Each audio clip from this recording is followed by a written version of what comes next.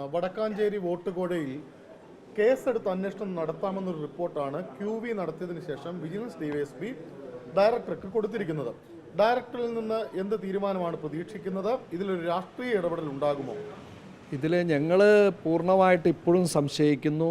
CPM അതിൽ വളരെ കർശനമായി തന്നെ രാഷ്ട്രീയമായ ഇടപെടലുകൾ ഉണ്ടാകും.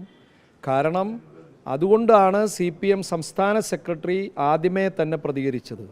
ഇവിടെ ക്വിക്ക് വെരിഫിക്കേഷന് ശേഷം തുടർ അന്വേഷണത്തിന് അനുമതി തേടുക എന്ന് തന്നെ പറഞ്ഞാൽ പ്രിമാ ഫാസി അതിൽ വളരെ ഗുരുതരമായ കാര്യങ്ങൾ കണ്ടെത്തി എന്നുള്ളതിൻ്റെ തെളിവാണ്. അതുകൊണ്ട് തന്നെ CPM അടിയന്തരമായി ചെയ്യേണ്ടത് അത്തരത്തിൽ തിരഞ്ഞെടുക്കപ്പെട്ട അവരുടെ പ്രസിഡൻറ്റും വൈസ് പ്രസിഡൻറ്റും രാജിവെക്കാനുള്ള നിർദ്ദേശം കൊടുക്കുകയാണ്. വൈസ് പ്രസിഡൻറ്റ് CPI ആണ്, അത് രണ്ടും LDF അതിന് വേണ്ട മുൻകൈയെടുത്ത് രാജിവെപ്പിക്കണമെന്നാണ് ഞങ്ങൾക്ക് ആവശ്യപ്പെടാനുള്ളത്. കാരണം ഇവിടെ ജാഫർ ആ ഓഡിയോ സന്ദേശം അല്ലെങ്കിൽ അത് നിഷേധിച്ചിട്ടില്ല. അദ്ദേഹം പറഞ്ഞത് ഇതൊരു തമാശയാണെന്നാണ്. ആ തമാശയാണെന്ന് പറഞ്ഞ കാര്യം പിറ്റേ ദിവസം സംഭവിക്കുകയാണ്. അപ്പോൾ അത് മാത്രമല്ല, ചേലക്കര CPMൻ്റെ ഏരിയ കമ്മിറ്റി അംഗം ബാബു ഈ ജാഫറുമായിട്ടുള്ള സംഭാഷണം വന്നിട്ടുണ്ട്. ആ സംഭാഷണത്തിൽ പിന്നെ ബാബു പറയുന്നത് പ്രകടനം നടന്നു, എന്ത് പ്രയാസങ്ങളുണ്ടെങ്കിലും കോൺഗ്രസിൻ്റെ ഭാഗത്തുനിന്ന് പറയാൻ മടിക്കണ്ട, ഞങ്ങൾ നേരിടാം എന്ന് പറയുന്നത് എന്തിനു വേണ്ടിയാണ്? ഒരു വോട്ട് ചെയ്ത് സഹായിച്ചതിൻ്റെ പേരിൽ അങ്ങനെ പറയേണ്ട ആവശ്യം എന്താണ്?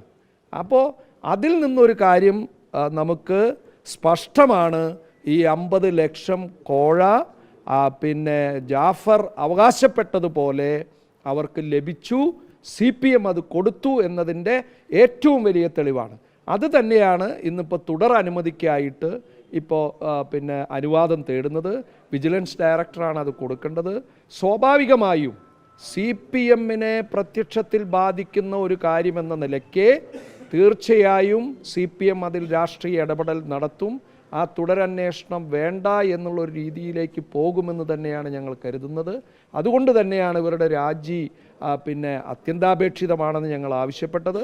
അത് പിന്നെ ഇത്തരമൊരു സാഹചര്യത്തിൽ ആ രാജി വരുന്നത് വരെ ഞങ്ങൾ സമര പരിപാടികളുമായി മുന്നോട്ട് പോകും. കോൺഗ്രസ് ഉന്നയിച്ച ആരോപണത്തിൽ കഴമ്പുണ്ടെന്നാണോ വന്നിരിക്കുന്നത്? തീർച്ചയായിട്ടും ഞങ്ങൾ അന്നേ പറഞ്ഞല്ലോ, ഈ സംഭാഷണം കേട്ടതിന് ശേഷം ഞങ്ങളുമായി ബന്ധപ്പെട്ട് ഇതിൻ്റെ അന്വേഷണം നടത്തിയപ്പോൾ ഇത് പിന്നെ സത്യമായി സംഭവിച്ച കാര്യമാണ് എന്നുള്ളത് കൊണ്ടാണ് അത്തരത്തിൽ അന്ന് അവിടുത്തെ ചുമതലക്കാരൻ ശ്രീ അനിൽ അക്രയോട് ഇവർ പിന്നെ മണ്ഡലം പ്രസിഡന്റ് മുസ്തഫ പറയുകയും അതിൻ്റെ അടിസ്ഥാനത്തിൽ അവർ പരാതിപ്പെടുകയും ചെയ്തത് അതുകൊണ്ടാണ്.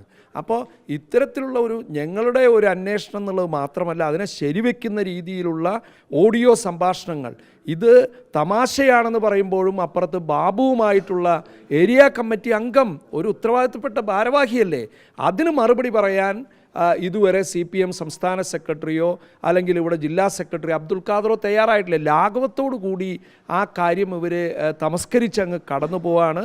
അതുകൊണ്ട് തന്നെ ഇതിൽ പിന്നെ കോഴ കൊടുത്തു എന്നുള്ളത് തെളിയിക്കപ്പെട്ടിരിക്കുകയാണ്. ഈ മറ്റൊരു പ്രധാനപ്പെട്ട കാര്യം, ഈ കോൺഗ്രസിൻ്റെ തെരഞ്ഞെടുപ്പ് ചർച്ചകൾ എവിടെ വരെയായി? DCC അധ്യക്ഷൻ മത്സരിക്കണമെന്ന് ആവശ്യപ്പെട്ടാൽ മത്സരിക്കുമോ? അല്ല, അത്തരം കാര്യങ്ങളൊന്നും പിന്നെ ജില്ലാ കോൺഗ്രസ് കമ്മിറ്റിയുടെ പരിധിയിലുള്ള കാര്യങ്ങളല്ല.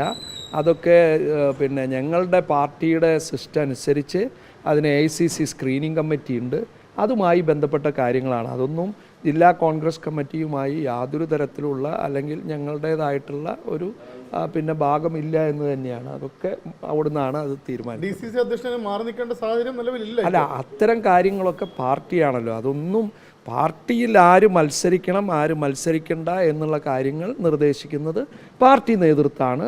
അതിൻ്റെ പ്രൊസീജിയറുണ്ട്. അത് കഴിയുമ്പോഴാണ് ആരാണ് എന്താണെന്ന് നമുക്കറിയാം. അല്ല, പാർട്ടിയാണല്ലോ തീരുമാനം. പാർട്ടി ഇപ്പം അത്തരത്തിലുള്ളൊരു ചർച്ച ഇല്ലല്ലോ, അങ്ങനെ മത്സരിക്കണ്ട എന്നുള്ളൊരു ചർച്ച ഇപ്പം ഇല്ല. പാർട്ടിയാണത്. അല്ല, അതും ഞാൻ പറഞ്ഞു, എല്ലാ കാര്യങ്ങളും തീരുമാനമെടുക്കുന്നത് പാർട്ടിയുടെ ഔദ്യോഗിക നേതൃത്വമാണ്. അത് UDF ആയിട്ടുള്ള കാര്യമാണ്. അത് അവർ സംസാരിച്ച് പിന്നാലെ